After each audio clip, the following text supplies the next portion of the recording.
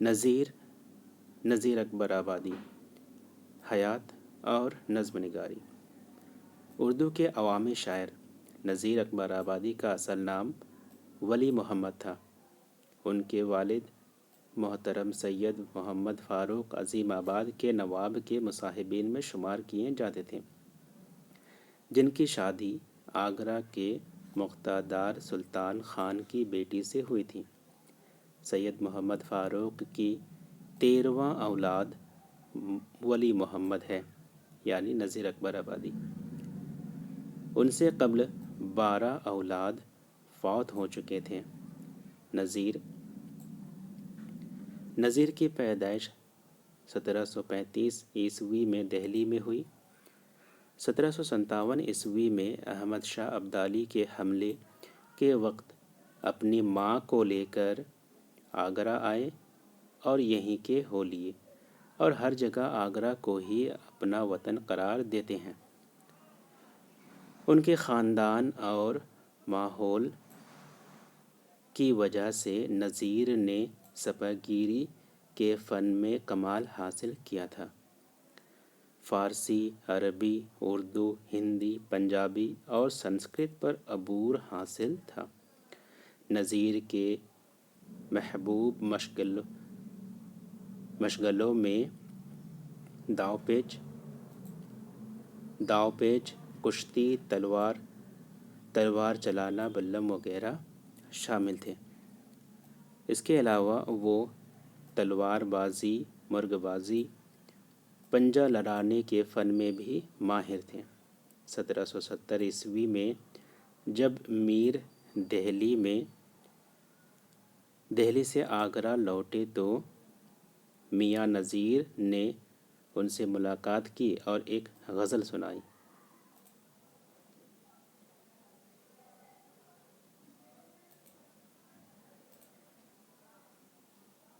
اس وقت نذیر کی عمر 34 سال کی تھی، لیکن انہیں بچپن سے ہی شاعری کا شوق رہا۔ نذیر کے والد ایک سنی مسلمان تھے اور نذیر امامیہ مذہب کے قائل تھے۔ ادھیر عمر میں ظہور النساء بیگم بنت عبد الرحمن چغتائی سے شادی کی۔ نذیر کے بیٹے کا نام خلیفہ سید گلزار علی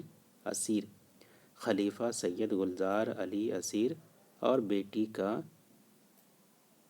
امانی بیگم۔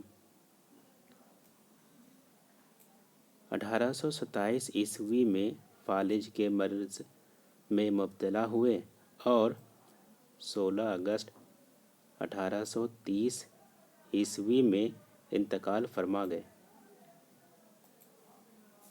نماز جنازہ 2 مرتبہ سنی اور امامیہ طریقے سے پڑھائی گئی، لیکن ان کی تدفین امامیہ طریقہ پر ہوئی۔ انہی کے مکان کے موجود نیم کے درخت کے زیر دفن ہے۔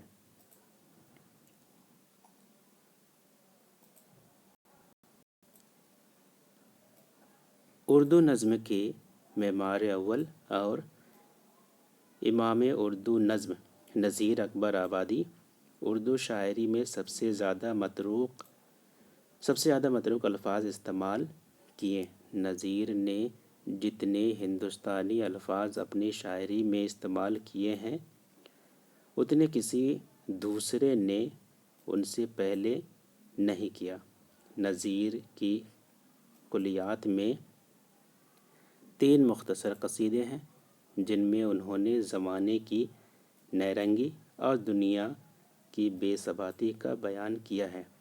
پہلا قصیدہ نیرنگی زمانہ کے بیان میں ہے، اور دوسرے اور تیسرے قصیدے میں نذیر نے میر کے اس مشہور قطعے کی طرز میں، جس کا پہلا مصرع ہے: کل پاؤں ایک کاسہ سر پر جو آ گیا۔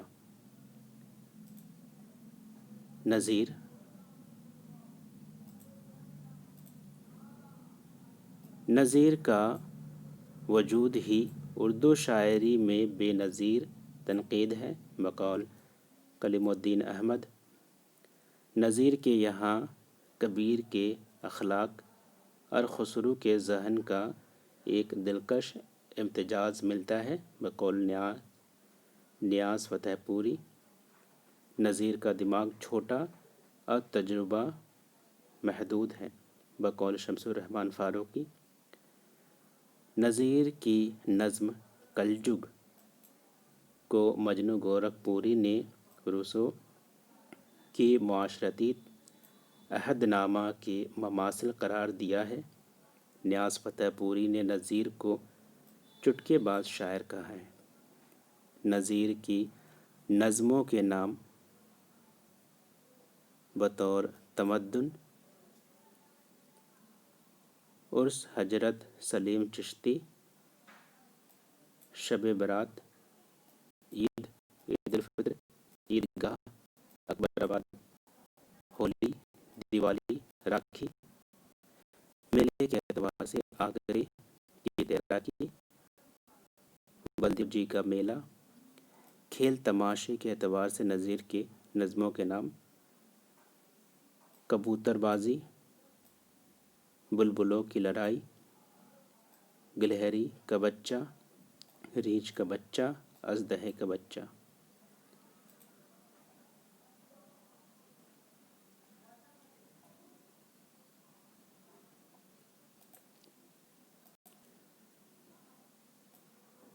حب الوطن کے اعتبار سے نظیر کے نظموں کے نام تاج گنج کا روضہ، شہر اکبر آباد کی تعریف، شہر آسوب، شہر آگرہ۔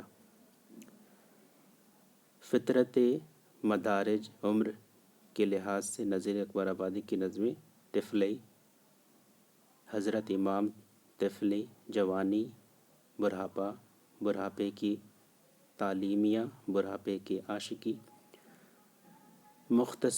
مختلف فصلیں اور ان کے لوازم کے اعتبار سے نظیر کی نظمیں بہار، چاندنی، جھری، برسات، برسات کا تماشا، برسات کی بہاریں، برسات کا لطف، انارکلی، آگرے کی لکڑی،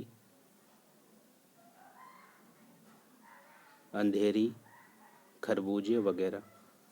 تصوف کے لحاظ سے نظیر کی نظمیں عشق کی بھنگ، موت، رہے نام اللہ کا، بنجارہ نامہ، سن کا جھوپڑا، وجد و حال، آئینہ، دنیا دھوکے کی ٹٹی ہے، کلجگ، خدا ہی جانے، مذمت دنیا، اپنا اسرار قدرت۔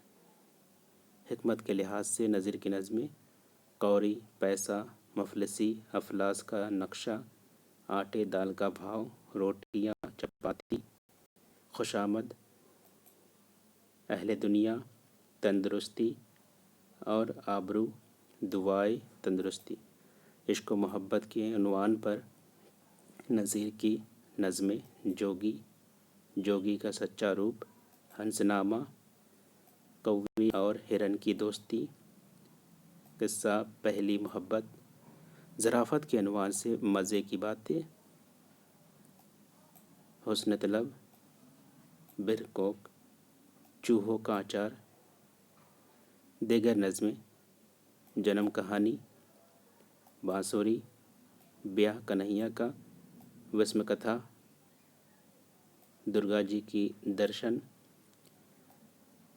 بازی شطرنج، مکھیاں، بٹوا، حنا، مہندی، جمنا،